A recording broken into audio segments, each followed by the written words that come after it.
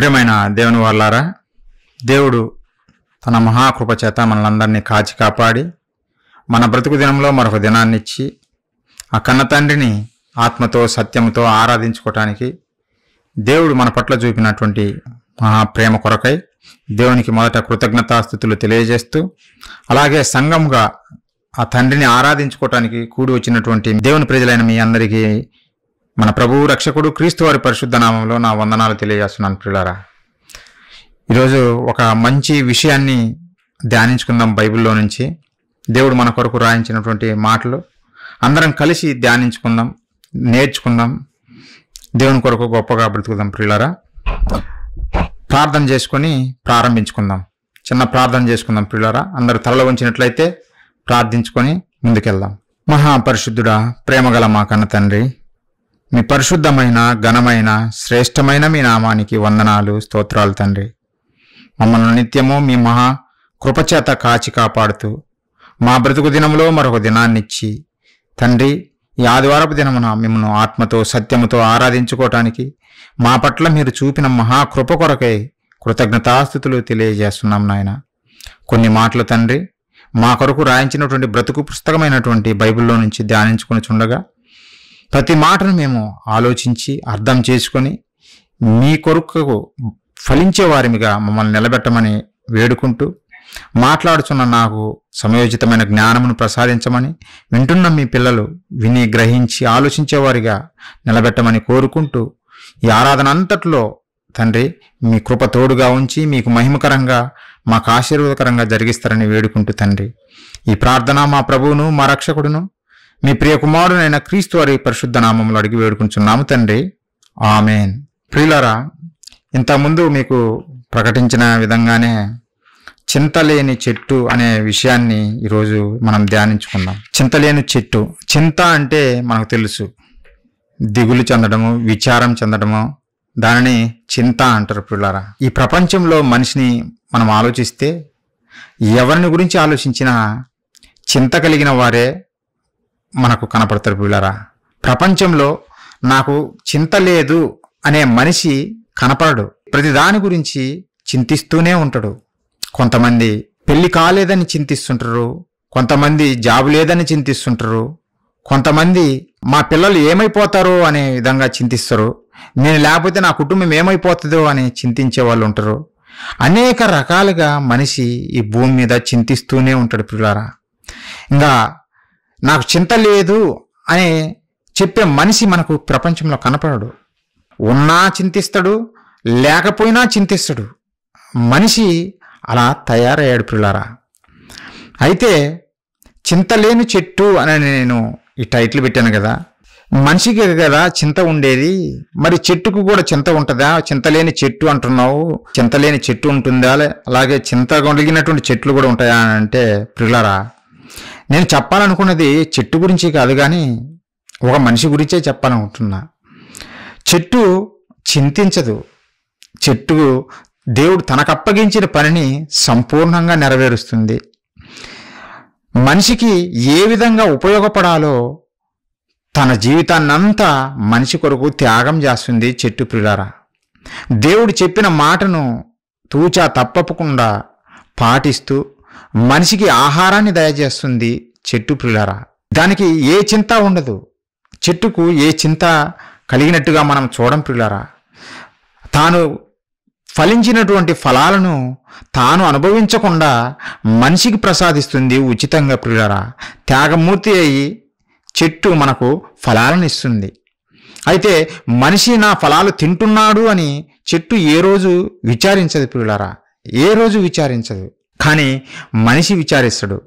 మరి చింతలేని చెట్టు అని అంటున్నా అంటే ఎందుకు ఈ టైటిల్ పెట్టానంటే, ప్రియులారా, చెట్టు ఏ విధంగా అయితే చింతించకుండా మానవాళి కోసము త్యాగం చేస్తూ ఫలాలను ఇస్తుందో, అలాగే మనిషి బ్రతుకు కూడా చింతలేని వాడైతే ఫలాలను ఇస్తాడు అనే విషయము తెలియజేయాలనే ఉద్దేశంతో ప్రియులారా ఈ టైటిల్ ఇచ్చా. చింత లేని వాడే ఫలాలను ఇస్తాడు, చింత ఉంటే ఫలాలు ఇవ్వలేం. ప్రియులారా, ఎలానో ఒక్కొక్కటిగా బైబిల్లో నుంచి మీకు చూపిస్తాను. ప్రియులారా, ఒక్కొక్కటిగా మనము ఆలోచిద్దాం. బైబిల్లో నుంచే మన సొంత మాటలు కాదు, కానీ దేవుడు రాయించిన మాటలే. అందుకే దేవుడు ఒక మంచి మాట చెప్పాడు మనకు. ఏమిటి ఆ మాట అంటే, ఒకసారి మత్తయి సువార్త 6వ అధ్యాయం 34వ వచనం ఒకసారి చూడండి పిల్లరా. దేవుడు చెప్పిన మాటలు మనకు, ఈ సమాజానికి, మన ముఖ్యంగా మనకు బైబిల్ చదువుతున్న మనతో మాట్లాడుతున్న మాటలు ఒకసారి చూడండి. దేవుడు ఒక మంచి మాట తెలియజేశాడు. మత్తయి సువార్త 6వ అధ్యాయం 34వ వచనం పిల్లరా. దేవుడు ఇక్కడ చదువుతున్నాడు ఏమని, రేపటిని గూర్చి చింతింపకుడి, రేపటిని గూర్చి చింతింపకుడి అని అంటుండు. అంటే మనిషి రేపటిని గురించి చింతిస్తున్నాడా అంటే చింతిస్తున్నాడు. అది చూసినటువంటి యేసు ప్రభుల వారు క్లియర్గా చదువుతున్నాడు, రేపటిని గూర్చి, మీ భవిష్యత్తును గురించి, లేదంటే రేపు ఏం జరగబోతుందో మీరు చింతించాల్సిన పని లేదు నాన్న అని దేవుడు మనకు తెలియజేస్తున్నాడు పిల్లారా. రేపు ఏమి తినాలి, రేపు నేనేం చేయాలి, నాకు ఆ దగ్గర డబ్బులు లేవు, తినడానికి తిండి లేదు, నా దగ్గర జాబు లేదు, మరి నేను రేపు ఎలా బ్రతకాలి, ఈరోజే నేను వెళ్ళి జాబు సంపాదించుకోవాలి, లేదంటే నేను రేపు తినలేను కదా అనే విధంగా మనము చింతించాల్సిన పని లేదంట. దానికి చింత అవసరం లేదు. అయ్యో ఎలా బతకాలి రేపు, అయ్యో నేను రేపు ఎలా బతకాలి, ఎలా నేను ఈ కార్యం జరిగించాలి అనే విధంగా మనము చింతించాల్సిన పని లేదంట. అదే దేవుడు చదువుతుండే పిల్లారా. ఎంతమందికి ఈ మాటలు అర్థమవుతున్నాయి? నిజంగా భూమి మీద మనిషి దేవుని మాటలను పక్కన పెట్టేసి తన ఇష్టానుసారంగా తనకేదో కావాలని ఆశతోటే ప్రతి దానికి చింతిస్తూనే ఉంటాడు పిల్లరా. ప్రతి దానికి తనకు కలిగి ఉన్నా చింతని, అన్ని ఉన్నవాడు కూడా చింతిస్తాడు, ఏమి లేనివాడు కూడా చింతిస్తూనే ఉంటాడు పిల్లరా. ఒక విషయము బైబిల్లో నుంచి మీకు తెలియజేయాలనుకుంటున్నా. అదేంటంటే, ఇశ్రాయేలు ప్రజల యొక్క జీవిత చరిత్ర మనకు తెలుసు. దేవుడు బైబిల్లో రాయించాడు. కఠిన బానిసత్వంలో మగ్గిపోతున్నారు ఐగుప్తు దేశంలో పిల్లరా. ఇశ్రాయేలు ప్రజలు కఠిన బానిసత్వంలో మగ్గిపోతున్నటువంటి కాలము. అలాంటప్పుడు మొరబెట్టినప్పుడు దేవుడు వారి మొర విని దేవుడే దిగి తన సేవకుడైనటువంటి మోషే గారిని పిలిపించి ఆయనగా నాయకత్వంలో ఫరో యొక్క బలాన్ని అణిచివేసి ఆ ఫరో చేతిలో నుంచి బయటికి నడిపించాడు. ఐగుప్తు దేశంలో నుంచి దేవుడు ఇశ్రాయేలు ప్రజలను తన ప్రజలనుగా స్వీకరించి బయటికి నడిపించాడు పిల్లరా. ఎంతో గొప్పగా ఎన్నో ఆశ్చర్యకార్యాలు వారి మధ్య జరిగించాడు. అవన్నీ వారు కల్లారా చూశారు. ఇశ్రాయేలు ప్రజలు కల్లారా చూశారు ఎలాంటి అద్భుత కార్యాలు, ఆశ్చర్య కార్యాలు ఐగుప్తు దేశంలో దేవుడు చేశాడో, ఇశ్రాయేలు ప్రజలను ఏ విధంగా కాపాడాడో అవన్నీ వారు చూశారు పిల్లారా, కల్లారా చూశారు. చివరికి ఎర్ర సముద్రం అడ్డొస్తే ఎర్ర సముద్రంను కూడా 2 పాయలుగా చేసి ఆరిన నేల మీద ఇశ్రాయేలు ప్రజలను ఎర్ర సముద్రాన్ని దాటింపజేశాడు. అదే ఫరో సైన్యాన్ని మాత్రము ఆ నీళ్ళలోనే జల సమాధి చేశాడు పిల్లారా. ఎన్నో ఆశ్చర్యకార్యాలు వారి మధ్య చేశాడు, దేవుడు చేశాడు. మరి చేసినప్పుడు ఇశ్రాయేలు ప్రజలు దేవుని నమ్మాలి కదా. అయ్యో మా కొరకు దేవుడు ఇన్ని గొప్ప కార్యాలు చేశాడే, ఇంత కఠిన బానిసత్వంలో నుంచి మమ్మల్ని దేవుడు విడిపించాడే, దేవుడు మా పట్ల ఉన్నాడు, ఏమైనా మా కొరకు చేస్తాడు అనే నమ్మిక వారిలో కలగాలి కదా. కానీ విచిత్రం ఏంటంటే పిల్లరా, ఎర్ర సముద్రం దాటి అలా అరణ్యంలో బయలుదేరారు. ఇక వారిలో చింత మొదలైంది. ఎలాంటి చింత మొదలైందో తెలుసా? బైబిల్ చూడండి ఒకసారి. వారు ఏ విధంగా చింతిస్తున్నారో మనకు ఇక్కడ అర్థమవుతుంది పిల్లారా. ఎన్నో అద్భుత కార్యాలు, ఆశ్చర్య కార్యాలు చూశారు కదా, చూసినప్పుడు నమ్మాలి కదా. కానీ వారిని నమ్మటం లేదు. దేవుణ్ణి నమ్మకుండా వారు ఏ విధంగా ఆలోచిస్తున్నారో ఒకసారి చూడండి పిల్లారా. నిర్గమకాండము 16వ అధ్యాయం మనం చూస్తే 2-3 వచనాలు పిల్లారా, 2-3 వచనాలు నేను చదువుతున్నా, చూడండి ఒకసారి. ఆ అరణ్యంలో ఇశ్రాయేలీయులు సమాజమంతయు మోసే అహరోనుల మీద సనికెను. ఎందుకు? ఇశ్రాయేలీయులు మేము మాంసము వండుకొని కుండల యొద్ద కూర్చుండి తృప్తిగా ఆహారం తిన్నప్పుడు యెహోవా చేతి వలన ఎలా చావకపోతిమి, దేవుని చేతులు మేము ఎలా చావకపోతిమి అంటున్నారు. ఎందుకంటే ఈ సర్వ సమాజమును ఆకలి చేత చంపుటకు ఈ అరణ్యంలోనికి మమ్మను అక్కడ నుండి తోడుకొని వచ్చితరని వారితో ననగా. మమ్మల్ని ఆకలితో చంపడం కొరకు ఈ అరణ్యంలోకి తోడుకొని వచ్చారా? అక్కడనే మేము వంటలు వండుకునేటప్పుడు ఆ కుండల దగ్గరనే మేము దేవుని చేతిలో చనిపోయి ఉంటే బాగుండు కదా అని చాలా విచిత్రమైన ప్రశ్నలు అడుగుతున్నారు ప్రియులారా. ఎందుకంటే వారిలో ఒక చింత మొదలైంది. ఏందో తెలుసునా? అయ్యో, మేము అరణ్యంలో బయలుదేరాము, అరణ్యంలోకి వచ్చాము, మరి ఇక్కడ భోజనం ఎవరు సిద్ధం చేస్తారు? మమ్మల్ని భోజనం లేకుండా చంపడం కొరకేనా మోషే, అహరోను మీరు తీసుకొచ్చింది మమ్మల్ని ఇక్కడికి అని వారిద్దరి మీద సనగడం మొదలుపెట్టారు. ఎందుకంటే వారే కదా నాయకులుగా ఉన్నారు. ఆ రోజు వారే నాయకులుగా ఉండి దేవుని మాటల ప్రకారం నడిపిస్తున్నారు కదా. అందుకే వారి దగ్గరికి వచ్చి, మేము ఐగుప్తులోనే చావాల్సింది దేవుని చేతిలో, ఇక్కడికి ఎందుకు తీసుకొచ్చి ఇక్కడ ఆహారం లేకుండా ఎందుకు చంపేస్తారు అని వారి మీద సనగడం మొదలుపెట్టారు పిల్లారా. అంటే వీరికి దేవుని మీద ఏమాత్రం నమ్మకం లేదన్నట్టుగా క్లియర్గా అర్థమవుతుంది పిల్లరా. నిజంగా ఫరో చేతిలో అంత గొప్పగా విడిపించినటువంటి దేవుడు అరణ్యంలో వీరికి ఆహారం సిద్ధపరచడము ఏమంత కష్టమా ఆలోచించండి. ఫరోనే మట్టు కరిపించాడే, ఫరో సైన్యాన్నే మట్టు కరిపించాడే. అలాంటప్పుడు ఇశ్రాయేలు ప్రజలకు భోజనం సిద్ధం చేయడం ఎంత పని దేవునికి ఆలోచించండి పిల్లారా. వారి కళ్ళ ఎదుట ఎర్ర సముద్రాన్ని పాయలు చేసినటువంటి దేవుడు భోజనం పెట్టలేడా? కానీ వీరి ఆలోచన ఎలా అయిపోయింది? కొంచెం సేపు లేట్ అవ్వగానే మాకు భోజనం లేదు, మేము చచ్చిపోతాం, మాకు భోజనం లేదు, ఎరణంలో చనిపోతాం. ఇదే గోల ఇశ్రాయేలు ప్రజలది. ఎంత ఘోరం ఆలోచించండి పిల్లారా. ఇన్ని ఆశ్చర్యకార్యాలు చూశారు కదా, మరి ఐగుప్తు దేశంలో చూశారు కదా ఆశ్చర్యకార్యాలు. మరి నమ్మచ్చు కదా. కొంచెం లేట్ అవ్వగానే దేవుని మీద సనగడమేనా? మనిషి నైజం ఇదే ప్రియులారా. ఎన్ని అద్భుతాలు చెయ్యి, మరల నాకు ఏదో లేదు, ఏదో లేదు, ఏదో లేదు, అదే గోల తప్ప ఇచ్చిన దానితో తృప్తి పొంది ఆ దేవుని కొరకు కనిపెట్టే మనిషి కరువయ్యాడు ప్రియులారా. ఎక్కువ మంది ఈ జాబితాలోనే ఉంటారు, చింతించేవారే ఉంటారు.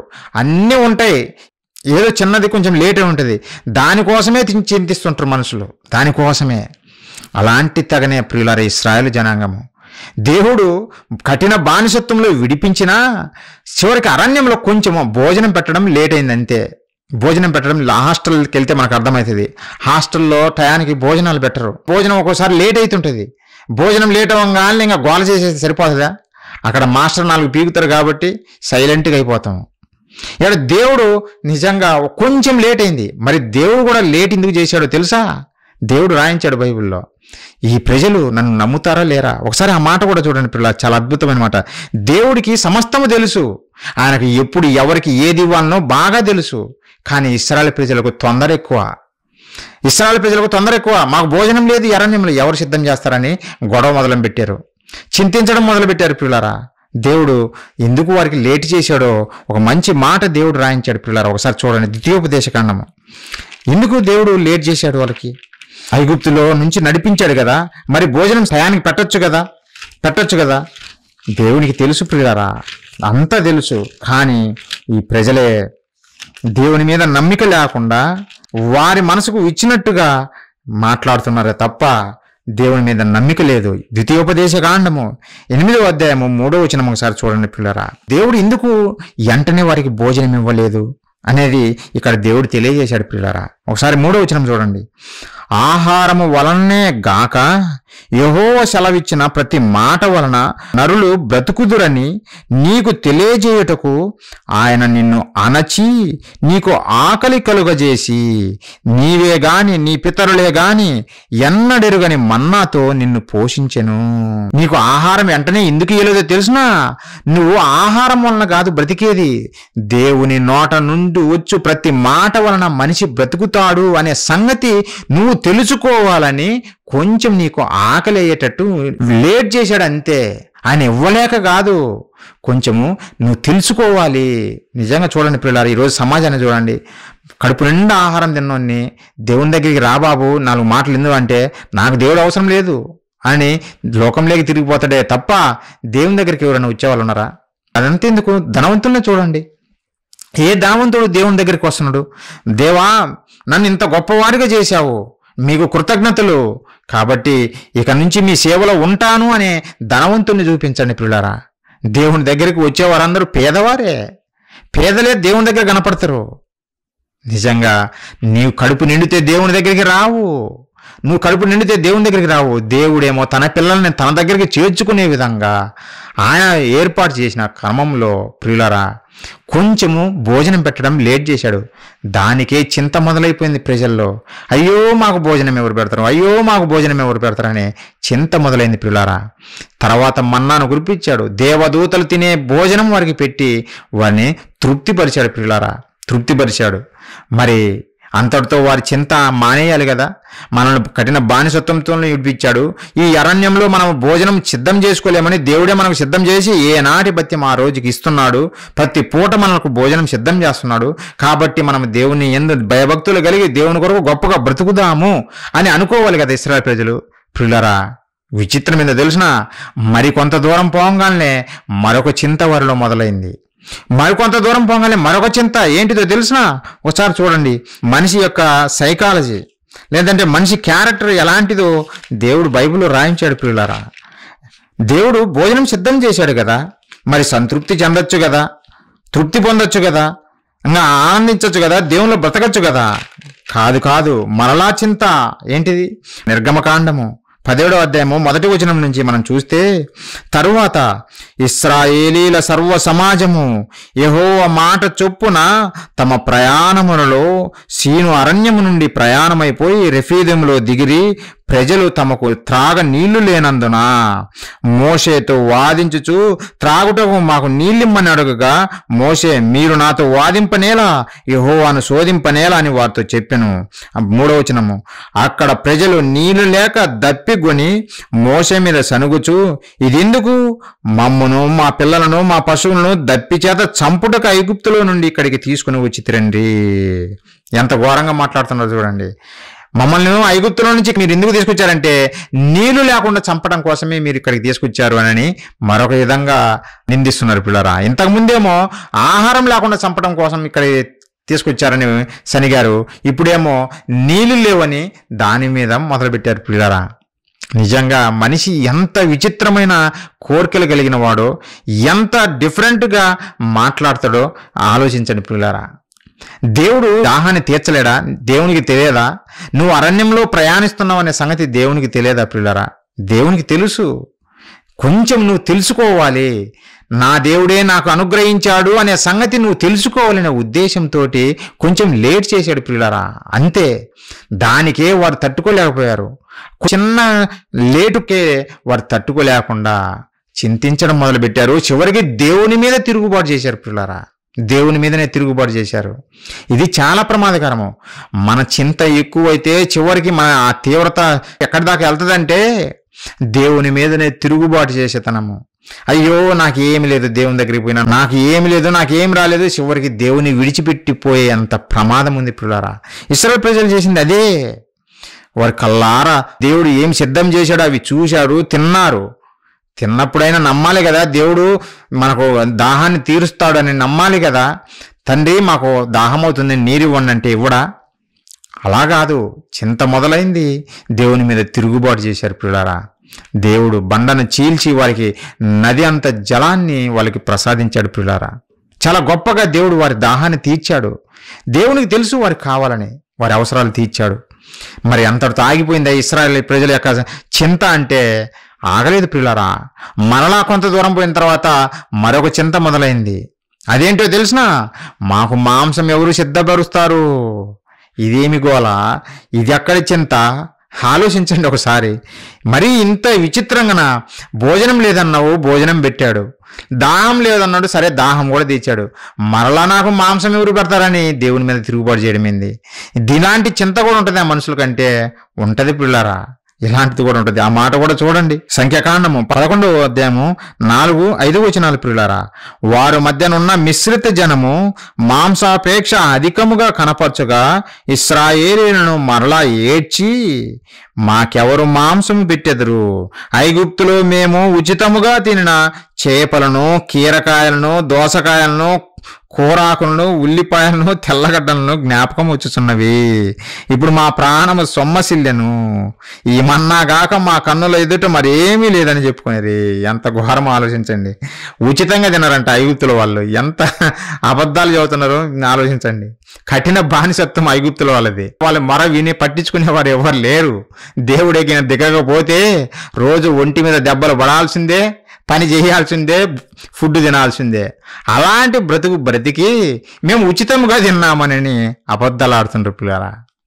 నిజంగా చింత అనేది ఎంత తారాస్థాయికి చేరిందో ఆలోచించండి. వీరిలో కలిగినటువంటి చింత, నాకు మాంసం కావాలి, ఇప్పుడు మాంసం తినాలి, మాంసం లేదు కదా, ఎలా ఎలా ఎలా ఎలా తినాలి? ఇదే పిల్లరా, తిండి కొరకే. ఏమి తినాలి, ఏమి త్రాగాలి, ఇదే చింత తప్ప మరొకటి ఏమీ లేదు ఈ ప్రజల పిల్లరా. మరొకటి ఏమి ఈ ప్రజలు ఆలోచించరు. అందుకే దేవుడు ప్రసంగి ద్వారా ఒక మంచి మాట రాయించాడు. ఈ సమాజం ఎలా ఉంటుందంటే ప్రసంగి సొలొమోను గారి ద్వారా దేవుడు ఒక మంచి మాట రాయించాడు. ప్రసంగి గ్రంథము 6వ అధ్యాయము 7వ వచనము ఒకసారి చూడండి. మనుష్యుల ప్రయాసమంతయు వారి నోటికే గదా, అయినను వారి మనసు సంతుష్టి నొందదు. మనుషుల యొక్క ప్రయాస అంతయు వారి నోటికే కదా, అయినను వారి మనసు సంతుష్టి నొందదు. మనం ఇశ్రాయేలు ప్రజలను చూస్తే మనకు అర్థమవుతుంది పిల్లరా. మనకు క్లియర్గా హిస్టరీ రాయించాడు దేవుడు. అరణ్యంలో భోజనం కొరకు ఏడ్చారు, ఆకలి ఆకలి ఆకలి అని. ఆకలి తీర్చిన తర్వాత మళ్ళీ నీరు నీరు నీరు నీరు కావాలన్నారు. అదే అయిపోయిన తర్వాత మళ్ళీ మాంసం మాంసం మాంసం పిల్లరా. ఇలానే మనుషుల యొక్క ఆలోచనలన్నీ ఎప్పుడు ఇలానే ఉంటాయి పిల్లరా. ఒకటి వచ్చిందనుకో మరొకటి దానికోసం ప్రయాసపడుతుంటారు, మరొక దానికోసము. ఇశ్రాయేల్ ప్రజలే కాదు, ప్రపంచ మానవాళ్ళంతా అదే. మన క్రైస్తవులైతే ఇంకా ఘోరము. పేరుకు దేవుణ్ణి నమ్మినామని చెబుతామే కానీ అన్నీ ఇలాంటి చింతలే ప్రియులారా. ఇలాంటి చింతలే కలిగి ఉంటాము. దేవుని నమ్మము, సరిగ్గా దేవుని నమ్మము ప్రియులారా. అలా ఉండకూడదనే ఈ మాటలు మీకు తెలియజేస్తున్నాను ప్రియులారా. దేవుడు మనకు తెలియజేస్తున్నాడు. దేవుడు ఎంత అమాయకుడు అంటే నిజంగా ఆయన ప్రేమ వర్ణించలేనిది, చాలా అద్భుతమైన ప్రేమ. ఆయన ఎంత అమాయకుడు అంటే, నాయన మీరెందుకు చింతిస్తున్నారు, నా పిల్లలు చింతిస్తున్నారా, చింతించకండి, మీ చింత నా మీద వేయండి, మీ చింత అంతా నా మీద వేయండి అని ఆయన చెప్పుకుంటుండు. ఆయన ఎంత గొప్ప ప్రేమమేడు ఇంకా ఆలోచించండి. మన గురించి చింతించే వాళ్ళు ఎవరైనా ఉంటారా పిల్లరా భూమి మీద? నా గురించి పలాని వారు చింతిస్తున్నారు అని ఎవరైనా మీ గురించి చెప్పగలరా? ఒక ప్రియుడు ప్రేయసిని గురించి ఆలోచిస్తే ప్రియుడు కొంతకాలం చింతిస్తాడేమో ప్రియురాల కోసం. ఎందుకంటే ఈ లోక సంబంధంగా శరీర సంబంధమైన కోరికలు తీర్చుకోవడం కొరకు. తర్వాత భార్య అంటే భర్తకు పడదు, భర్త అంటే భార్యకు పడదు. ప్రియుడు ప్రేయసిన ఈ మధ్య మన ప్రేమలు ఎలాంటివో మనం చూస్తున్నాము.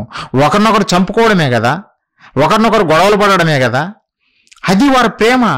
మరి అంతకుముందు అది నిజమైన చింత కాదు. ఈ భూమి మీద ఎవ్వరు నీ గురించి చింతించరు ప్రియులారా.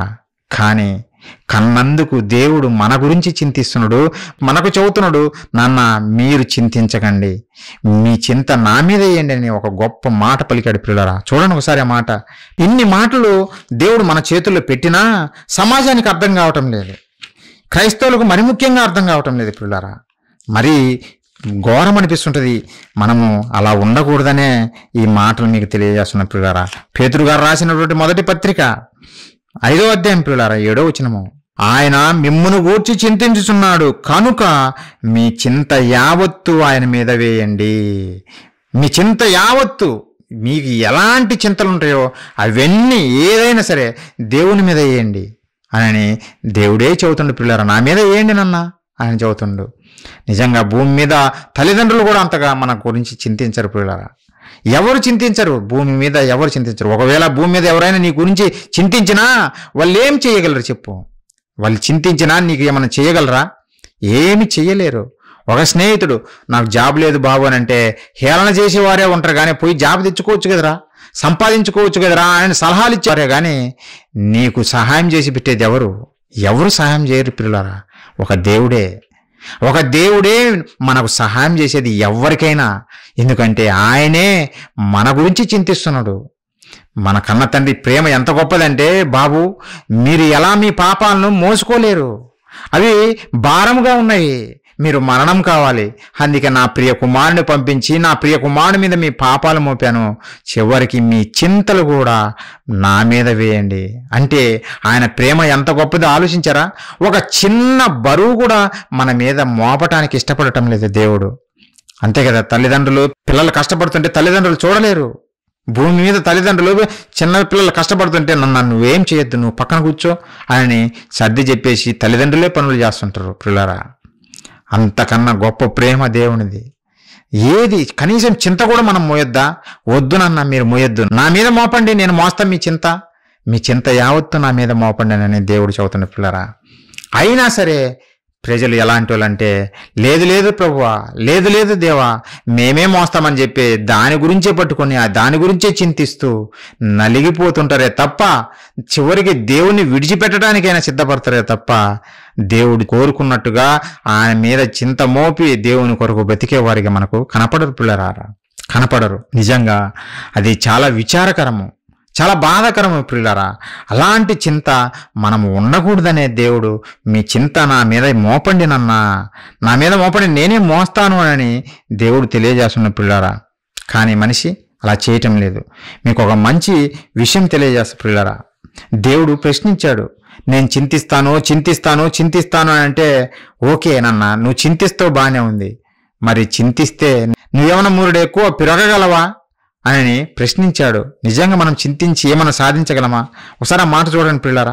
మత్తయి సువార్త 6వ అధ్యాయము 27వ వచనం పిల్లారా, 27వ వచనము. మీలో ఎవడు చింతించుట వలన తన ఎత్తు మూరడు ఎక్కువ చేసుకొనగలడు. మీలో ఎవరైనా సరే చింతించటం బట్టి మూరడు ఎక్కువ చేసుకోగలరా? ఎవరైనా చేసుకోగలరా? చేసుకోలేం పిల్లారా. మనం చింతించి నలిగిపోతాము, చివరికి బలహీనపడిపోతామే తప్ప, చేతకాని వారిగా మారిపోతామే తప్ప మన ఎత్తును మూరడు ఎక్కువ చేసుకోలేము, లేదంటే దాన్ని సాధించలేము చింతించటం బట్టి. అందుకే మనం చింతించి దిగుల్లోకి వెళ్ళిపోయి నీరసించిపోవాలని కాదు దేవుడు కోరుకున్నది. నా మీద మీ చింత చేయండి, మీరు చేయాల్సింది మీరు చెయ్యండి అన్న విధంగా దేవుడు చెబుతుండు. మీరు ఏం చేసుకోలేరు నాయన, మీరేం చేసుకోలేరు, నా మీద మోపండి అని చెబుతుండు పిల్లారా. యేసుక్రీస్తుల వారు మన ప్రభుల వారు, మన రక్షకుడు క్రీస్తుల వారు భూమి మీదకి ఆయన వచ్చినప్పుడు 33.5 సంవత్సరాలు బ్రతికారు. 33.5 సంవత్సరాలలో ఏ రోజైనా యేసుక్రీస్తుల వారు ఫలాని దాని గురించి చింతించాడు అని మనము బైబిల్లో చూడగలమంటే చూడలేం ప్రియులారా. ఆయన నేను ఫలాని దానికి చింతించాను అని ఎప్పుడు చెప్పలేదు, ఆయన ఎప్పుడు అలా జీవించలేదు ప్రియులారా. ఒకరోజు మొదట ప్రారంభంలో బాప్తిజం తీసుకున్న తర్వాత ఆయన యోహాను గారి ద్వారా బాప్తిజం పొందిన తర్వాత 40 రోజులు ఉపవాసం ఉంటాడు. 40 రోజుల ఉపవాసము తర్వాత మనిషి పరిస్థితి ఏ విధంగా ఉంటుందో ఆలోచించండి. భోజనము ఎక్కడ దొరుకుతుందా, భోజనం ఎవరు పెడతారా అన్నట్టుగానే ఉంటుంది. ఒక పూట భోజనం లేకపోతేనే భోజనం అని మన తల్లిదండ్రులను పీడిస్తాము, భార్యను పీడిస్తాము, నాకు భోజనం పెట్టానని. ఒక పూటకే 40 దినాలు తినకపోతే, 40 రోజులు నువ్వు తినకపోతే ఇంకా శరీరం ఏ విధంగా భోజనాన్ని కోరుకుంటుందో ఆలోచించండి. అయితే భోజనాన్ని కోరుకున్నాడు యేసుక్రీస్తులో. నాకు భోజనం ఎవరు పెడతారు అని చింతించాడా? ఈ అపవాది వచ్చి మిగతా జనాంగం లాగా యేసుక్రీస్తుల వారు కూడా భోజనం కొరకు చింతిస్తాడేమో అనుకొని ఇశ్రాయేలు ప్రజలు ఒకరోజు అరణ్యంలో ఏ విధంగా చింతించారో భోజనం కొరకు, యేసుక్రీస్తుల వారు కూడా అలానే అనుకొని వచ్చి, ఇదిగో నువ్వు ఆకలి కొన్నావు కదా, ఈ రాళ్లను రొట్టెలుగా చేసుకుని తిను అని సలహా ఇచ్చింది ప్రియులారా. అప్పుడు యేసుక్రీస్తుల వారు పలికిన మాట అద్భుతమైన మాట చూడండి. మత్తయి సువార్త 4వ అధ్యాయము 4వ వచనంలో క్రీస్తుల వారు పలికిన మాట, అందుకు ఆయన, మనుష్యుడు రొట్టె వలన మాత్రము కాదు గాని దేవుని నోట నుండి వచ్చు ప్రతి మాట వలన జీవించును. లోకం అనుకుంటుంది బెటర్ ఫుడ్ బెటర్ లైఫ్ అంటే మంచి ఆహారం తిను, మంచిగా జీవితాన్ని జీవించు, అంటే ఆహారం తింటే మనిషి బ్రతుకుతాడు అన్నట్టుగా వీళ్ళు ప్రచారం చేసుకుంటారు పిల్లరా. యేసుక్రీస్తులో ఒక అద్భుతమైన మాట చెబుతుంటారు, మనిషి బ్రతికేది ఆహారమును బట్టి కాదు, దేవుని నోట నుండి వచ్చు ప్రతి మాట వలన మనిషి బ్రతుకుతాడు. నువ్వు అనుకుంటున్నావు, లోకం అనుకుంటుంది మనిషికి ఆహారం లేకపోతే రేపు ఏమి తినాలా అని ఈ రోజే చింతిస్తారు. కానీ ప్రభువు కదా, సత్యాన్ని తెలిసినవాడు, వాస్తవాలు తెలుసుకున్న మన ప్రభువు, మనిషి రొట్టె వలన జీవించడు, దేవుని నోట నుండి వచ్చు ప్రతి మాట వలన బ్రతుకుతాడు అని ఒక గొప్ప విషయాన్ని తెలియజేశాడు ప్రియులారా. ఒకనాడు ఇశ్రాయేలు ప్రజలు ఫెయిల్ అయ్యారు. దేవుడు అదే ఎదురు చూశాడు, నా వలన వీళ్ళు బతుకుతున్నారు, నా దేవుడు నన్ను పోషిస్తున్నాడు అని తెలుసుకుంటారేమనుకున్నాడు. కానీ ఇశ్రాయేలు ప్రజలు చింతించడం మొదలుపెట్టారు. చివరికి దేవుని మీదనే తిరుగుబాటు చేశారు. కానీ ప్రియ కుమారుడైనటువంటి మన ప్రభు అయిన యేసుక్రీస్తుల వారు మాత్రము నిజంగా దేవుడు కోరుకున్నట్టుగా పలికాడు. నేను రొట్టె వలన కాదు బ్రతికేది, 40 దినాలు ఉపవాసం ఉన్నా, అయినంత మాత్రాన నాకు ఆహారం ఎక్కడ దొరుకుతుంది, ఎవరు పెడతారని ఎతకను, నా తండ్రి మాటల వలన నేను బ్రతుకుతున్నాను అని అన్నాడు యేసుక్రీస్తుల వారు. అదే ప్రియులారా, మనము చేయాల్సింది అదే. మనము బ్రతకాల్సింది అదే విధంగా క్రీస్తులాగా బ్రతకాలి. మరొక సందర్భంలో ఏం జరిగిందో తెలుసా? ఒక శాస్త్రి వస్తాడు యేసుక్రీస్తుల వారి దగ్గరికి. శాస్త్రి వచ్చి, ప్రభువా నువ్వు ఎక్కడికి వెళ్ళినా నీతో పాటు నేను వస్తాను అని అంటాడు. ఎందుకంటే ప్రభు ఎక్కడికి వెళ్ళినా అద్భుత కార్యాలు, ఆశ్చర్య కార్యాలే. ఆరోగ్యం బాగాలేకపోతే స్వస్థపరుస్తున్నాడు, భోజనం లేకపోతే భోజనం పెడుతున్నాడు. ఇంకే ప్రభుతో ఉంటే ఏ దిగులు ఉండదు, ఏ చిత్త ఉండదు, హ్యాపీగా బ్రతికేయచ్చు ప్రభుతో అనుకున్నాడేమో. నీతో పాటు నేను వస్తాను ప్రభు అని అంటే యేసుక్రీస్తుల వారు పలికారు ఏమని? ఒకసారి చూడండి ఆ మాట ప్రియులారా. మత్తయి సువార్త 8వ అధ్యాయము 19-20 వచనం ప్రియులారా. అంతటా ఒక శాస్త్రి వచ్చి, బోధకుడా నీవెక్కడికి వెళ్ళినను నీ వెంట వచ్చేదనని అతనితో చెప్పెను. అందుకు యేసు, నక్కలకు బొరియలను ఆకాశ పక్షులకు నివాసములు కలవు, కానీ మనుష్య కుమారునికి తల వాల్చుటకును స్థలము లేదని అతనితో చెప్పెను. నక్కలకేమో బొరియలు ఉన్నాయి, ఆకాశ పక్షులకేమో గూళ్ళున్నాయి, కానీ నాకు కనీసం తల వాల్చుకోవటానికి కూడా స్థలము లేదు అని చెప్పాడు పిల్లారా. నిజంగా అది వాస్తవము. మనమైతే బాబు నాకు కనీసం ఉండటానికి ఇల్లు కూడా లేదు, ఇల్లన్నా నాకు వచ్చేటట్టు గవర్నమెంట్ కోసము రిక్వెస్ట్ పెట్టుకుంటాను బాబు, నాకు ఇల్లు రెప్పేయండి బాబు అని మనం దాని గురించే చింతిస్తుంటాము. యేసుక్రీస్తుల వారు భూమి మీద బ్రతికిన కాలంలో ప్రియులారా ఏ రోజైనా సరే నాకు ఇల్లు లేదు అని చింతించిన వాడు కాదు. రాత్రి అవ్వంగానే ఒలీవల కొండకు బయలుదేరేవాడు, అక్కడ తండ్రితో మాట్లాడుతూ ప్రార్థనలో గడిపేవాడు యేసుక్రీస్తుల వారు. ఉదయం అవ్వంగానే మరలా దేవాలయముకు, పల్లెలకు, పట్టణాలకు వెళ్ళి స్వార్థ ప్రకటించుకుంటా ఉండేవాడే గాని నేను ఇంటికి వెళ్ళి నేను ప్రశాంతంగా రెస్ట్ తీసుకుందామన్న ఆలోచన యేసుక్రీస్తుల వారికి లేదు. అలాగే నాకు ఇల్లు లేదు అన్న విధంగా ఏ రోజు బ్రతకలేదు ప్రియులారా. ఈరోజు బోధకులను చూడండి, మీరే చూస్తుంటారు, అబ్జర్వ్ చేయండి ఒకసారి. క్రీస్తుల వారు ఏ విధంగా బ్రతికారు, ఈరోజు బైబిల్ పట్టినటువంటి పండితులుగా పిలువబడుతున్న వీళ్ళు ఏ విధంగా బతుకుతున్నారో ఆలోచించండి. నిజంగా బైబిల్లో రాయబడింది ఒకటైతే మన వాళ్ళు చేస్తున్నది ఒకటి ప్రియులారా. యేసుక్రీస్తుల వారు నక్కలకు బొరియలున్నాయి, ఆకాశ పక్షులకు గూళ్ళున్నాయి, నాకు ఏది లేదు, నాకు కనీసం తల వాల్చుకోవటానికి కూడా ప్లేస్ లేదు, అందుకే ఒలీవ తోటకి వెళ్తున్నాను, అక్కడ నా తల వాల్చుకుంటున్నాను, నాకంటూ ఒక గూడు ఇక్కడ నేను స్థిరపరచుకోలేదు. ప్రభువుకు సత్యము తెలుసు గనకనే నిజంగా ఆయన ఆ విధంగా బ్రతికాడు ప్రియులారా. కానీ ఈరోజు అదే మాటలు స్వీకరించినటువంటి మనము చింతించకుండా దేవుని కొరకు గొప్పగా బ్రతికిన యేసుక్రీస్తుల వారి మాటలు నమ్మిన మనము చింతలేకి వెళ్ళిపోతున్నాము. నయం కావాలి, ఇదిగో నేను దేవుని దగ్గరికి వెళ్తున్నాను, ఎందుకు? నాకు జాబ్ రావాలి. నేను దేవుని దగ్గరికి వెళ్తున్నాను, నాకు పిల్లలు కావాలి, గర్భఫలం కావాలి. నేను దేవుని దగ్గరికి వెళ్తున్నాను, నాకు రోగం పోవాలి. ఇవే చింతలు ప్రియులారా, మనిషిలో ఇవే చింతలు. నిజంగా ఇవి మనలో ఉన్నంత కాలము మనము ఎదగము ప్రియులారా, మనము దేవునిలో ఫలించము. అందుకే చింత లేని చెట్టు అని నేను టైటిల్ ఇచ్చింది కూడా అందుకే. ఇది యేసుక్రీస్తుల వారు ఒక ఉపమానం చెప్పాడు. యేసుక్రీస్తుల వారు భూమి మీద బ్రతికినంత కాలము దేనికి చింతించలేదు. ఆయన దేనికి చింతించని యేసుక్రీస్తుల వారిని నమ్మిన మనము మాత్రము అన్నిటికీ చింతిస్తున్నాము. ప్రతి చిన్నదానికి చింతన, అవును ప్రతి చిన్నదానికి చింతిస్తున్నాం పిల్లారా. ఎంత విచిత్రమో ఆలోచించండి. అందుకే యేసుక్రీస్తుల వారు ఒక ఉపమానం చెబుతూ ఒక మంచి మాట తెలియజేస్తాడు పిల్లారా. ఒకసారి చూడండి, ఆ ఉపమానం చదువుదాం. మత్తయి సువార్త 13వ అధ్యాయము 22వ వచనం ప్రియులారా. ఒక ఉపమానం చదువుతున్నాడు, చింతించే వారిని కూర్చిన ఉపమానం ప్రియులారా. విత్తనం గురించి చూపిస్తూ తెలియజేసిన ఒక మంచి మాట. 22వ వచనము, ముళ్ళ పొదలలో విత్తబడిన వాడు వాక్యము వినువాడే, కాని ఐహిక విచారమును ధనమోసమును ఆ వాక్యమును అణిచివేయను, కనుక వాడు నిష్ఫలుడవును. ఐహిక విచారమును ధనమోసమును అవి ఏం చేస్తాయో తెలుసునా? ఆ వాక్యమును అణిచివేయను. ఐహిక విచారము అంటే ఒక విత్తనము ముళ్ళ పొదల మధ్య పడితే ఏ విధంగా ఫలించదో, ఏ విధంగా ఎదగదో, మొలకెత్తకుండా ఫలించకుండా ఆ ముళ్ళ కంప వాటిని అణిచివేస్తుంది కదా, ఆ విధంగానే ఏ వ్యక్తి జీవితంలో అయితే ఐహిక విచారములు, రేపు ఏమి తినాలా, రేపేమి త్రాగాలా, నాకు జాబు లేదు, నాకు పిల్లలు లేరు, రేపు లేదంటే నా పిల్లల భవిష్యత్తు ఏమవుతుంది, ఇలాంటి ఆలోచనలతోటే మనము బ్రతికితే మనము ఫలించమంట పిల్లారా. ఫలాలు రావు పిల్లారా. అది వాస్తవం పిల్లారా. అదే యేసుక్రీస్తుల వారు చెబుతున్నారు. ఒక చెట్టును చూపించి, ఒక విత్తనాన్ని చూపించి మనకు ఒక వాస్తవాన్ని తెలియజేస్తుండ్రు. ఏంటంటే నాయన, ఒక విత్తనం ఏ విధంగా అయితే ముళ్ళ పొదల మధ్య పడితే ఏ విధంగా ఫలించదో, ఏ విధంగా వృద్ధి చెందదో, అలాగే ఏ మనిషి అయితే ఐహిక విచారముల చేత బాధపడుతుంటాడో, ధనము లేదని బాధపడుతుంటాడో, వాడి జీవితం కూడా ఇలానే ఉంటది. వాడు ఫలించడు. అలాంటి వ్యక్తి ఫలించడు, ఫలాలు తీసుకురాడు అని యేసుక్రీస్తుల వారు తెలియజేస్తున్న పిల్లరా. అది వాస్తవము.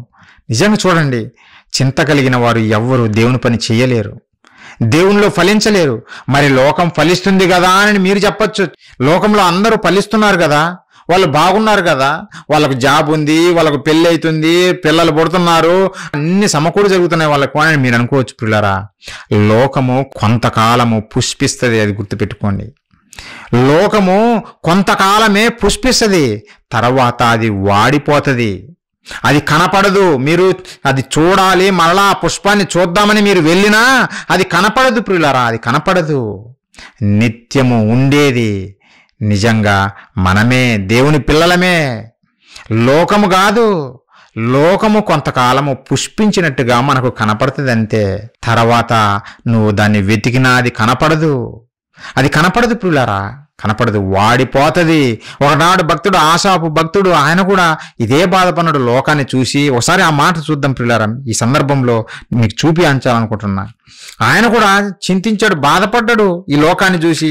అయ్యో, నేను దేవుని యందు భయభక్తులు కలిగి ఉన్నాను, నాకేంటి ఈ శ్రమలు, వీరికి ఏ భయభక్తులు లేరు, దేవుడు అంటే ఇష్టం లేదు, అయినా వీరికి అన్నీ సమకూడి జరుగుతున్నాయి, మరి నాకే ఎందుకు ఇలాంటివి జరుగుతున్నది అని మత్సరం ఏర్పడిందంట అతనిలో. చివరికి ఆసాపు గారు రాసినటువంటి కీర్తన 73వ అధ్యాయం ప్రియులారా, 73వ కీర్తన మనం చూస్తే 3వ వచనంలో ఆయన చదువుతున్నాడు, భక్తిహీనుల క్షేమము నా కంట పడినప్పుడు. అంటే భక్తిహీనులు క్షేమంగా ఉంటారు. ఈరోజు లోకాన్ని చూస్తే మీకు బాగా అర్థమవుతుంది. భక్తిహీనులు క్షేమంగా ఉన్నారు, వారికి రోగాలు రావు. రోగాలు వచ్చినా డాక్టర్ల దగ్గరికి పోయి, స్పెషలిస్టుల దగ్గరికి పోయి మంచిగా చూయించుకుంటారు. భోజనాలకు దిగులు ఉండదు, దేనికి దిగులు ఉండదు, మంచిగా విల్లాల్లో నిద్రపోతుంటారు. దేనికి దిగులు ఉండదు ఈ భూమి మీద ప్రియులారా. అదే ఆయన భక్తుడు అంటున్నాడు, భక్తిహీనుల క్షేమము నా కంట పడినప్పుడు గర్వించు వారిని బట్టి నేను మచ్చరపడితిని. ఏంది ప్రభువా, నేనేమో మీ యందు భయభక్తులు కలిగి ఉంటాను, నాకేమో అన్ని శ్రమలే, జాబు లేదు, పెళ్లి లేదు, గర్భఫలం లేదు, ఆరోగ్య సమస్యలే, ఏంటి ప్రభువా ఈ సమస్యలు అన్నట్టుగా ఆయన బాధపడ్డాడు ప్రియులారా. ఈరోజు మన సమస్యలు నేను కలిపి చెబుతున్నా. దేవుని నమ్మినందుకు ఆయన కష్టాలు పడ్డాడు.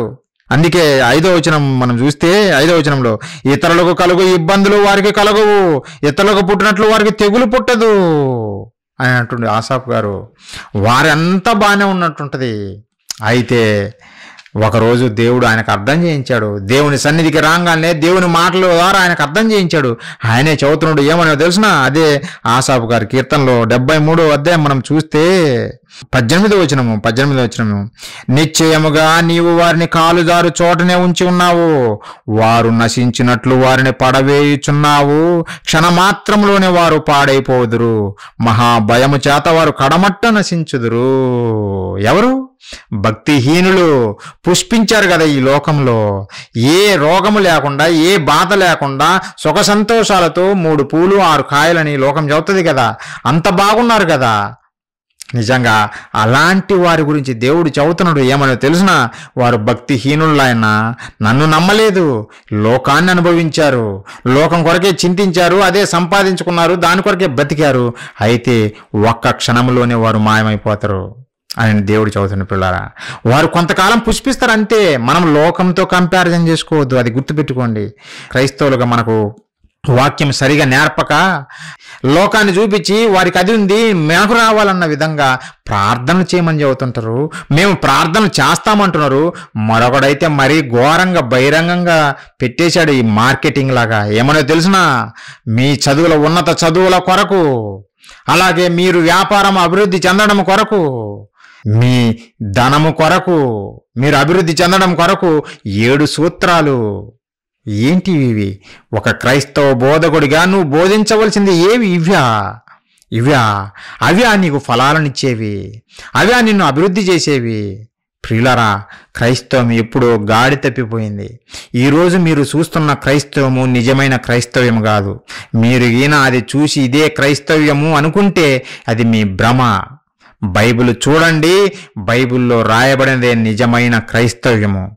భక్తుల జీవితాలు చూడండి, అదే నిజమైన భక్తి జీవితము. ప్రియులారా, ఈ రోజు ఉన్నటువంటి భక్తులు మేము భక్తులము అని టీవీ ముందుకు వచ్చి ప్రసంగాలు చేసేవారి జీవితాలను చూసి ఇదే నిజమని మాయలు పడిపోకండి. అయ్యో వీరికి అన్ని కలిగి ఉన్నాయి, మాకేంది రాలేదు అని బాధపడిపోతున్నారేమో, మీరు గోజాడి ప్రార్థనలు చేస్తున్నారేమో వాళ్ళు చెప్పిన మాటలు విని. ప్రియులరా, దేవుడు మనల్ని అలా ఉండాలని కోరుకోలేదు. మీరు చింతించవద్దు నాన్న, మీరు చింతించవద్దు. మీకు ఏమి కావాలో నాకు తెలుసు. మీరు చింతిస్తే ఈ ఐహిక విచారాలు మా హృదయంలో పెట్టుకుంటే మీరు ఫలించరు. ఫలించడం అంటే ఈ లోకం పరంగా ఈ క్రైస్తవులు కూడా నిర్వచనం చెప్పారు. ఫలించడం అంటే ఏంది? అన్ని సుఖంగా జరగాల, ఏ కష్టము రాకూడదు, ఏ బాధ రాకూడదు. అలాంటప్పుడు యేసుక్రీస్తుల వారికి సిలువ ఎందుకు వేయాలి? అలాంటప్పుడు యేసుక్రీస్తుల వారి మీద ఉమ్మెందుకు ఉయ్యాలి? ఎందుకు పిడిగుద్దులు గుద్దాలి? నువ్వు తిండిపోతు అని ఎందుకు అనాలి ఆయనను? అన్ని సుఖ సంతోషాలతో ఉండాలి కదా. మరి మనం నమ్మిన క్రీస్తుల వారికే అవమానాలు, అందో నిందలు. నిజంగా ఎంతో ఘోరంగా ఆయనను చంపారే. మరి ఆయన నమ్మిన అపోస్తులు ఏ విధంగా కష్టపడ్డారు? ఆయన నమ్మిన భక్తులు ఏ విధంగా కష్టపడ్డారు? మరి వారికి లేవే నువ్వు చెప్పినటువంటి ఆశీర్వాదాలు? ఈరోజు బోధకులు చెబుతున్నటువంటి ఆశీర్వాదాలు వారికి లేవే అంటే తేడా ఎక్కడ ప్రియులారా? వీళ్ళు చేసే బోధలే. మీరు అలాంటి మాయలో ఉండొద్దు. అలాంటి మాయలో ఉన్నంత కాలము మనం మోసపోతాం ప్రియులారా. వాస్తవం లేకి మనం రావాలి. మనం వాస్తవం లేకు వచ్చినప్పుడే మనము ఫలిస్తాం. చింతించడం మానేస్తాము, దేవుని కొరకు గొప్పగా ఫలిస్తాము. అదే యేసుక్రీస్తు వారు చెప్పారు అదే ఉపమానంలో. నువ్వు ఈ విచారం లేదంటే ఈ చింత కలిగినంత కాలము అది నిన్ను చంపేస్తుంది నాయన, నిన్ను ఎదగనీయదు. నీ హృదయంలో అవే చింతలతో నలిగిపోతుంటావు. నాకు దేవుడు ఇవ్వలేదు ఇలానే బ్రతికి చివరికి దేవుణ్ణి విడిచిపెట్టి పోయే ప్రమాదం ఉంటుంది. అలా కాదు నాన్న, నువ్వు ఎలా ఉండాలో తెలిసినా ఒక మంచి నేలగా ఉండాలా. ఒక మంచి నేల మీద విత్తబడినటువంటి విత్తనం ఏ విధంగా గొప్పగా ఫలిస్తుందో అలా నీ హృదయం అనే ఒక మంచి నేల, నీ హృదయాన్ని ఒక మంచి నేలగా తయారు చేసుకో. దేవుడు చెప్పిన మాటల ప్రకారంగా నీ హృదయాన్ని సరి చేసుకో. అప్పుడు వాక్యం అనే విత్తనము ఆ హృదయంలో బాగా ఫలిస్తుంది ప్రియులారా. 100 అంతలుగా ఫలిస్తుంది, 60 అంతలుగా ఫలిస్తుంది, 30 అంతలుగా ఫలిస్తుంది అని యేసుక్రీస్తు వారు చెప్పారు. మత్తయి సువార్త 13వ అధ్యాయము 23వ వచనం ప్రియులారా, మంచి నేల విత్తబడిన వాడు వాక్యం విని గ్రహించువాడు. వాక్యం విని గ్రహించాలి, విని విడిచిపెట్టేవాడికి కాదు. విని విడిచిపెట్టుకుంటే మనల్ని మనం మోసం చేసుకున్న వారిని బైబిల్ చెప్పింది. విని గ్రహించాలి, ఏమి చెప్పబడింది, ఏమి రాయబడింది, మన జీవితాల్లో ఏమి జరుగుతున్నాయి అనేది అన్వయించుకోవాలి ప్రియులారా. కష్టాలు రాగానే దేవుడు విడిచిపెట్టాడని అనుకోవద్దు. బాధలు రాగానే శపించబడిన వారని అనుకోవద్దు. దేవుడు ఏర్పరచుకున్నవారు మనల్ని దేవుడు ఏర్పరచుకున్నాడు కనుకనే శ్రమలు వచ్చాయి. ఇంతకుముందు మార్కాపురం మీటింగ్లు కూడా చెప్పా. ఏ నేరం చేయలేదు. దేవుని యందు భయభక్తులు కలిగి ఉన్నందుకే అపవాది దిగింది హింసలు పెట్టడానికి, బాధలు పెట్టడానికి. ఇంతగానో హింసించింది మనం చూసాం ప్రియులారా. ఈరోజు జాబు లేదనో లేదంటే ఏదో జరగలేదని మన జీవితంలో అయినంత మాత్రాన దేవుడు మనతో లేడు అని మీరు అనుకుంటున్నారేమో. దేవుడు మీతోనే ఉన్నాడు, అది గుర్తుపెట్టుకోండి. దేవుడు మనతోనే ఉన్నాడు. ఈ కష్టాలలో, ఈ కన్నీళ్లలో దేవుడు మనల్ని చూసే పొంగిపోతున్నాడు, మనల్ని చూసే ఆనందిస్తున్నాడు. నా పిల్లలు అని లోకాన్ని చూసి కాదు. వాళ్ళు అన్నీ ఉన్నా దేవుని దగ్గరికి రారు. దేవుని దగ్గరికి రారు పిల్లరా. మన జీవితమైన ఆలోచించండి. అన్ని సమకూడి జరిగితే దేవుని దగ్గరికి రాను కూడా రాము. నేను బిజీ అయిపోయానని చెబుతాం పిల్లరా. సింపుల్గా నేను బిజీ అయిపోయాను అని చెప్పేస్తాం. పిల్లరా, దేవునిలో ఫలించాలంటే మంచి నేల, మన హృదయం అనే నేల సదును చేసుకోవాలా. ఈ లోక సంబంధంగా కాదు, కానీ నిజంగా దేవుని మాట ప్రకారము సరి చేసుకోవాలా. దేవుని మాటలు స్వీకరించి గ్రహించేవారి మీద మనం ఉండాలి. అప్పుడు ఫలాలను ఇస్తుంది ప్రియులారా, ఫలాలను ఇస్తుంది. అవును, ఎలా తెలుసునా? అపోస్తులు చింతించలేదు తెలుసా? కొన్ని మాటలు చూపించి నేను ముగిస్తా ప్రియులారా. అపోస్తులు చింతించలేదు. ఈరోజు క్రైస్తవ సమాజం ఏ విధంగా చింతిస్తుందో గోజాడి ప్రార్థన చేద్దాం రండి. మీ అక్కల కొరకు మేము ప్రార్థన చేద్దాం, మీ అక్కల కొరకు మేము ఉపవాసం ఉండి ప్రార్థన చేద్దాం, మాతో పోతే 24 hours ప్రార్థనలో ఉండండి, ఏకీభవించండి అని ప్రకటనలు చేస్తున్నారు. నిజంగా చాలా ఘోరం పిల్లరా. బైబిల్ ఎప్పుడు చెప్పలేదు. వీళ్ళు ఏం రెఫరెన్స్ చూపిస్తారంటే అడుగుడి మీకు ఇవ్వబడును. ఏం అడగమన్నాడో తెలుసుకోవాలి కదా. ఏం అడగమన్నాడో తెలుసుకోకుండా అడగమన్నాడు కనుక లోకంలో ఉన్నదంతా చూపించి నాకు అది కావాలంటే అది వాక్యానుసారమా?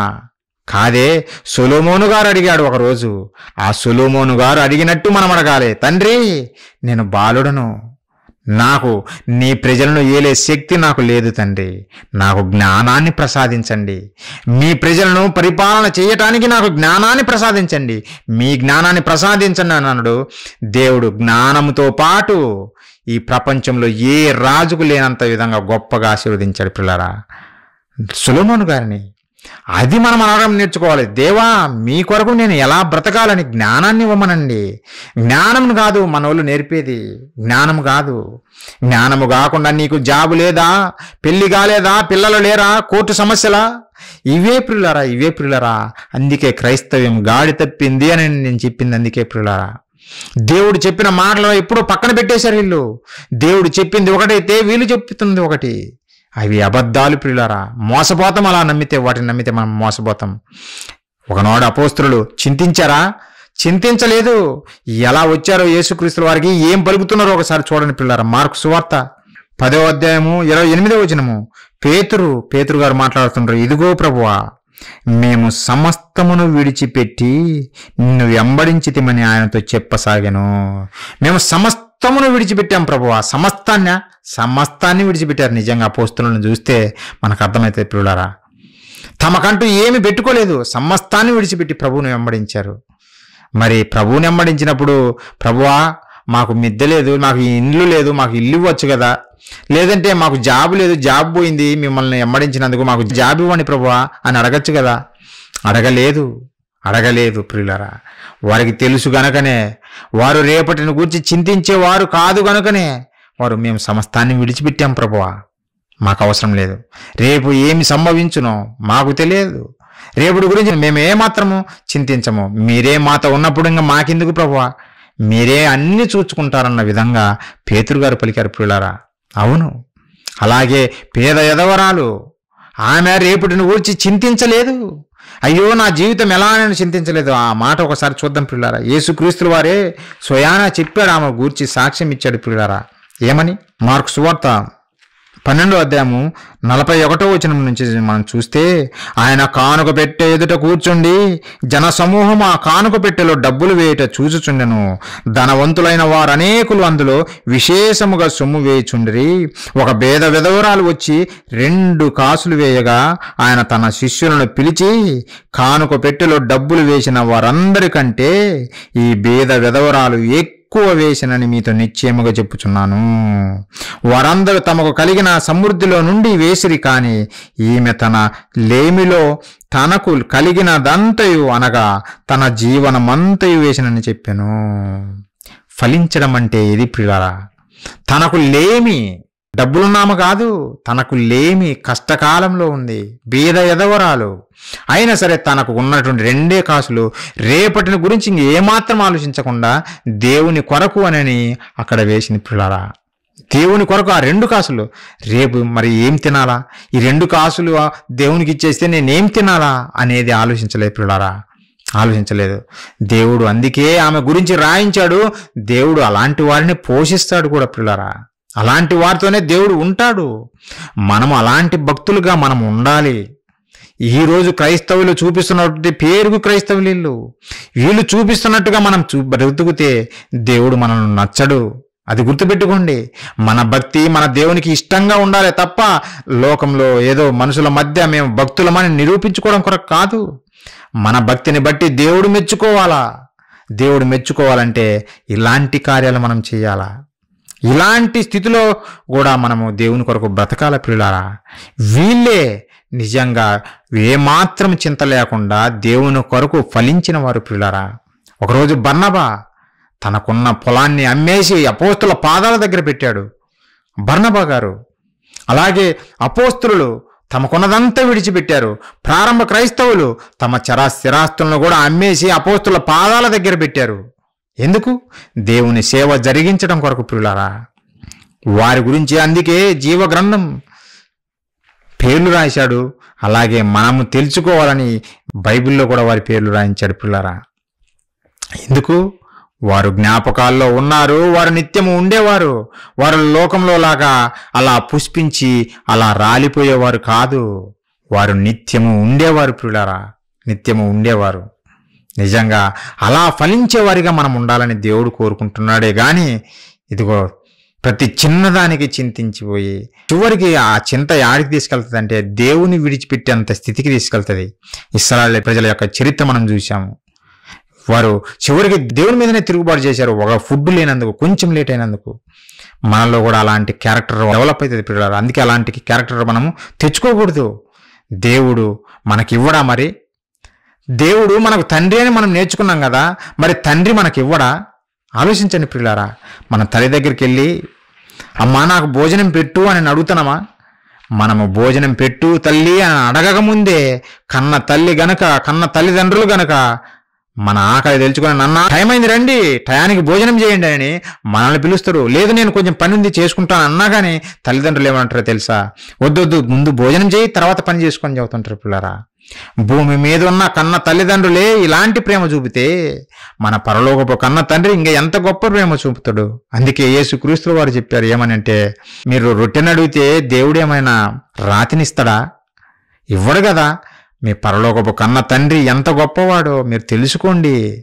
భూమి మీద ఉన్న తల్లిదండ్రులే మీకు భోజనం పెట్టకుండా ఉండరు కదా, భోజనం పెడతారు కదా. మరి మీరెందుకు దేవుణ్ణి ఆ విధంగా అవిశ్వాసంతో నమ్ముతున్నారు, అవిశ్వాసంతో వేడుకుంటున్నారు? అందుకని భోజనం గురించి ప్రార్థించమని యేసుక్రీస్తు వారు ఎక్కడ చెప్పలేదు. మీ అవసరాలతో కన్న తండ్రికి తెలుసు, దేవునికి తెలుసు. దేవునికి తెలిసినప్పుడు నువ్వు అడగాల్సిన పని లేదు. ఇప్పుడు మన తండ్రిని మనం పదే అడుగుతున్నాం అనుకో, వారు తండ్రి ఎలా అవుతారో ఆలోచించండి. నాకు భోజనం పెట్టు తల్లి, నాకు భోజనం పెట్టు డాడీ అని ఎవరైనా అడుగుతామా మన ఇళ్లలో? మీరు చూడండి, మన ఇంట్లో ఎవరినైనా మన తండ్రిని నాకు భోజనం పెట్టు అని పదే అడుగుతామా? అలా అడిగినామంటే మన తండ్రి సరైన వాడు కాడు అని అర్థం. ఏ తండ్రి భూమి మీద అలా చెయ్యడే, అలా చెయ్యడు. అడిగించుకోడు, మనల్ని బ్రతిమాలించుకోడు. మరి భూమి మీద ఉన్న తండ్రి నిన్ను బ్రతిమాలించుకోకుండా నీకు అవసరాలన్నీ తీరుస్తున్నప్పుడు మరి దేవుడు నీ అవసరాలు తీర్చాడని ఎలా అనుకుంటున్నావు? అంటే లేట్ అయినంత మాత్రానంగా దేవుడు నన్ను విడిచిపెట్టాడు అని అనుకుంటున్నావా? కొంచెం లేట్ అయినంత మాత్రాన నాకు దేవుడు ఇవ్వడు అని అనుకుంటున్నావా? అలా ఇంటి భ్రమలు ఎప్పుడు ఉండకూడదు పిల్లారా. కానీ వీళ్ళు ఏం నేర్పుతున్నారంటే మనం గోజాడి ప్రార్థన చేయాలి, మనం సాధించాలంటే మోకాళ్ళ ప్రార్థన చేయాలి. ఏం సాధిస్తావు బాబు? జాబు సాధిస్తావు, సరే బాగుంది. జాబు సాధిస్తే ఏం చేస్తావు? ఏం సాధిస్తామంటే దేవుని సన్నిధికి దూరం అవుతాం, అంతే, ఇంకేం లేదు. అలాగని జాబ్ చేయొద్దని అనటం లేదు, జాబ్ కోసం మీరు ప్రయత్నం చేయొద్దని అనటం లేదు పిల్లారా. నేను వాస్తవాలు చెబుతున్నా. దేవుడు మనకు ఏది అవసరమో ఒక పరలోకపు కన్న తండ్రిగా మన అవసరాలు తెలుసుకున్న వాడిగా అవన్నీ సమకూర్చి జరుపుతాడు పిల్లారా. కంపల్సరీగా అవన్నీ ఇస్తాడు. మనము వాటి గురించి చింతించాల్సిన పని లేదు. భూమి మీద తండ్రే మనల్ని అడిగించుకునకుండా మనకు అన్ని సమకూరుస్తున్నప్పుడు పరలోకపు తండ్రి ఇవ్వడా? ఒకవేళ మనము బతిమిలాడని కూడా ఇవ్వలేదని అంటే అయితే మనలో లోపం ఉందనే సంగతి మనం గ్రహించాలా. ఎందుకు తెలిసిన, మనము బజారున పోయే ప్రతి ఒక్కటి అడిగినామనుకో, డాడీ నేను అది తింటాను, డాడీ నేను ఇది తింటాను అంటే డాడీ ఒప్పుకోడు. డాడీ ఒప్పుకోడు, నన్ను అది ఆరోగ్యం బాగోదు, ఇది ఆరోగ్యం బాగోదు, అన్నీ ఇస్తే ఎలా? నా పిల్లలు అడిగారు కనుక అని ఇచ్చేస్తే సరిపోదా? వారి ఆరోగ్యం పాడైన తర్వాత బాధపడేది మనమే. అందుకే రెస్ట్రిక్షన్ చేస్తాం. అది వద్దు నాన్న, అది మంచిది కాదు, ఆరోగ్యానికి మంచిది కాదని మనం రెస్ట్రిక్షన్ చేస్తాం. కానీ మనం అడుగుతాం, మనం తెలియక ఎన్నెన్నో అడుగుతాం పిల్లరా. కానీ దేవునికి తెలుసు మనకి ఏమి కావాలో, మన పరలోక కన్న తండ్రికి బాగా తెలుసు. ఆయన ఇస్తాడు, ఒకరోజు ఇస్తాడు, మనకి ఏ టైంలో ఏది కావాలనో అది ఇస్తాడు పిల్లారా. అవును, చూడండి ఒకసారి మనం ఎలా బ్రతకాలండి, ఇవి లేకపోతే ఎలా బ్రతకాలని అంటే పిల్లారా, మనము అడగక ముందే మన అవసరాలు తెలుసుకున్నటువంటి కన్న తండ్రి దేవుడు మన కొరకు అన్నీ సిద్ధం చేస్తున్నాడు. మనమేం కంగారు పడాల్సిన పని లేదు, చింతించాల్సిన పని లేదు. అయితే మనం ఏం చేయాలంటే ఇది తెలుసుకొని, ఇదే సూత్రం పిల్లారా, మీ జీవితంలో ఎప్పుడు మీరు మర్చిపోవద్దు. మీ హృదయం అనే పలకల మీద ఈ శిలాక్షరాలుగా ఇవి మలుచుకోండి, ఈ మాటలు పెట్టుకోండి. మీ జీవితంలో నిజంగా 100% మీరు ఫలిస్తారనేది నేను గాఢంగా నమ్ముతున్న పిల్లారా. ఒకసారి ఆ మాట చూడండి, యేసుక్రీస్తు వారు పలికిన మాటనే. ఎప్పుడు మీరు ఈ మాట మర్చిపోవద్దు. మన తండ్రిని ఎలాంటి కష్టం వచ్చినా సరే ఈ మాట మీరు జ్ఞాపకం చేసుకోండి.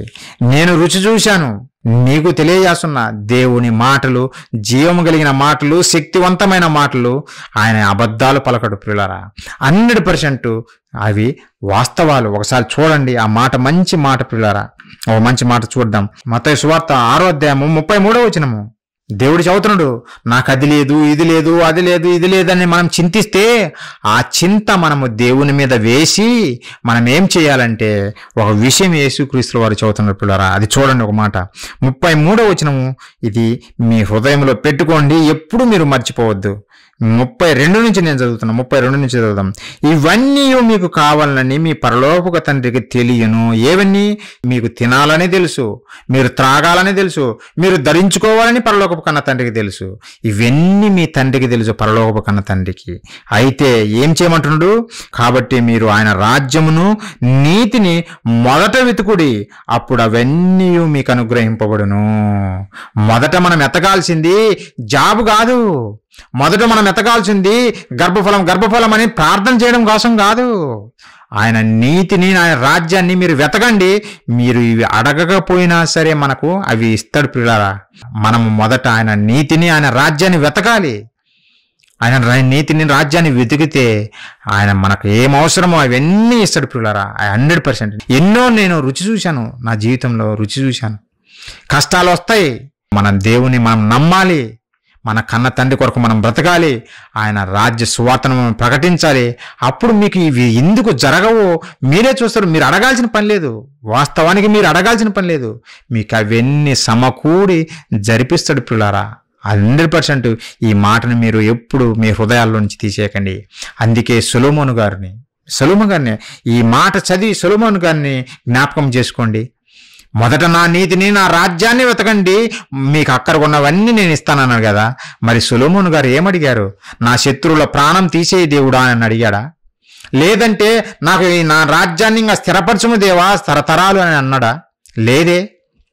తండ్రి దేవా, నేను బాలుడిని, ఈ గొప్ప జనాంగాన్ని పరిపాలన చేయడానికి నాకు శక్తి చాలదు, నాకు జ్ఞానం లేదు నాన్న, కాబట్టి నాకు జ్ఞానం ప్రసాదించండి అంటే ఆయన నీతిని కోరుకున్నాడు సొలొమోను గారు.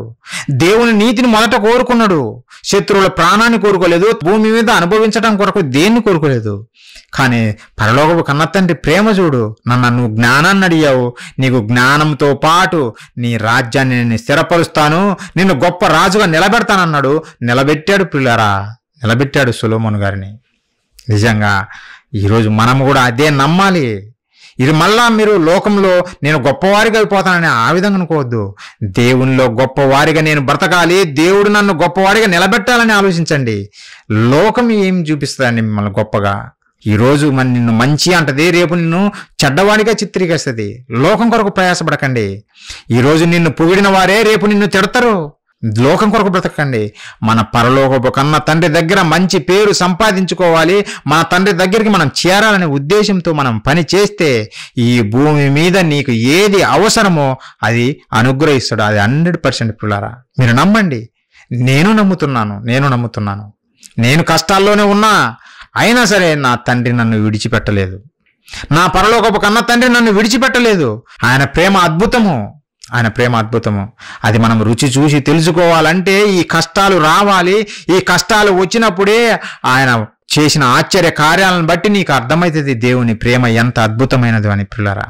కాబట్టి మొదట మనం చేయాల్సింది ఏందో తెలిసినా, ఆయన నీతిని, ఆయన రాజ్యాన్ని వెతకదాం, ఆయన పనిని మనం చేద్దాం. దేవుడు మన పని ఎందుకు చేయడో మీరే చూస్తారు పిల్లరా. చేస్తాడు, ఆయన చేస్తాడు. అన్ని జనులనే పోషిస్తున్నాడు మన కన్న తండ్రి. ఆయన నమ్ముకున్న మనల్ని ఎలా విడిచిపెడతారు అని మీరు అనుకుంటారు.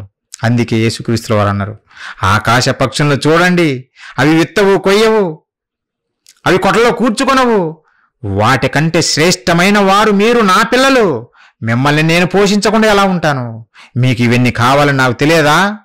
మీరు ఒకటే చేయండి అన్నా, లోకానికి ఎలా తెలియదు, మీరన్నా నా నీతిని ప్రకటించండి, నా కొరకు బ్రతకండి అని యేసుక్రీస్తుల వారు పలికారు పిల్లరా. అదే మనం చేద్దాం.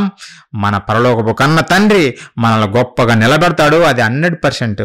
ఈ లోకంలో చెప్పిన బోధనలు బట్టి మీరు వెళ్తే మనం గోదాడి ప్రార్థన చేద్దాం, మన మోకాల చిప్పలు అరిగిపోయేటట్టు ప్రార్థన చేద్దాము, 24 గంటలు ప్రార్థన చేద్దాం, గొలుసు ప్రార్థన చేద్దాం అని అంటే మీరు మోసపోయినట్టే పిల్లరా.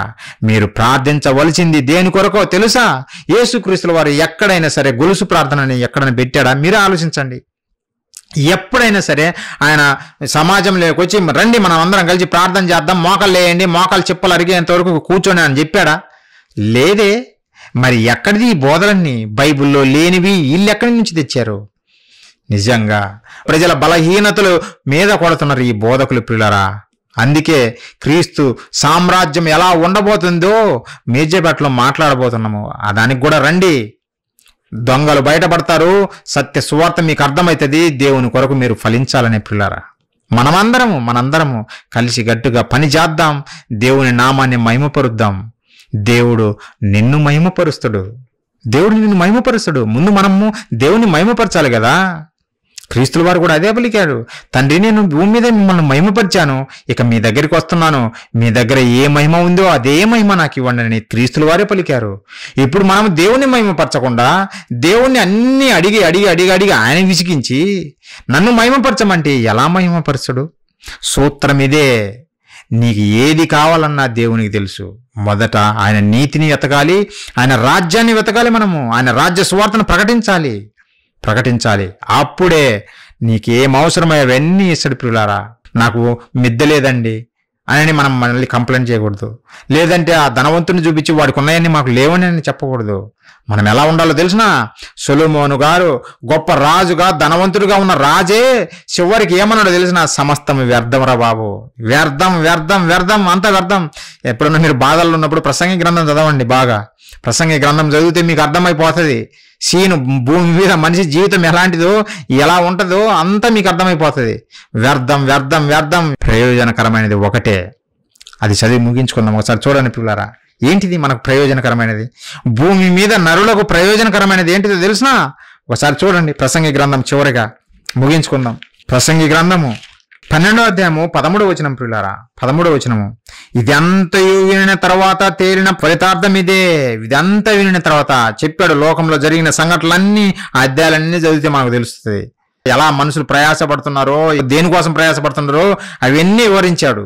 అవన్నీ వివరించిన తర్వాత ఫైనల్గా చదువుతున్నాడు. ఏమని కంక్లూజన్ ఏమనంటే, ఇదంతయు వినిన తర్వాత తేలిన ఫలితార్థం ఇది. ఏది సొలొమోను రాజు గారు చెప్పేది, ఏదో పేదవాడు కాదు చెప్పేది, అన్ని అనుభవించిన వాడు చెబుతున్నాడు. ఏమనంటే, దేవుని యందు భయభక్తులు కలిగి ఉండి ఆయన కట్టడల అనుసరించి నడుచుచుండవలను మానవ కోటికి ఇది ఏ విధి. ఆయన కట్టడలను అనుసరించి బతకడమే మానవ కోటికి విధి. ఇది తప్ప మనకు ప్రయోజనకరమైనది లేదు.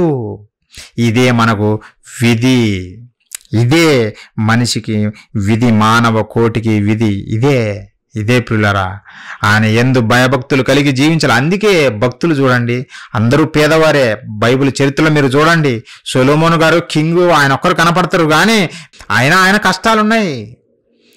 దావీదు గారి కష్టాలున్నాయి, మోషే గారి కష్టాలున్నాయి. మోషే గారు అయితే సింహాసనం ఇస్తానన్నా కానీ నాకు వద్దు ఆ సింహాసనం, నేను కష్టాలే కావాలని కష్టాలు కోరుకున్నాడు మోషే గారు. భక్తుల జీవితాలు చాలా అద్భుతంగా ఉంటాయి కానీ వీరు భక్తుల జీవితాలు ఏం చూపిస్తారో తెలుసా?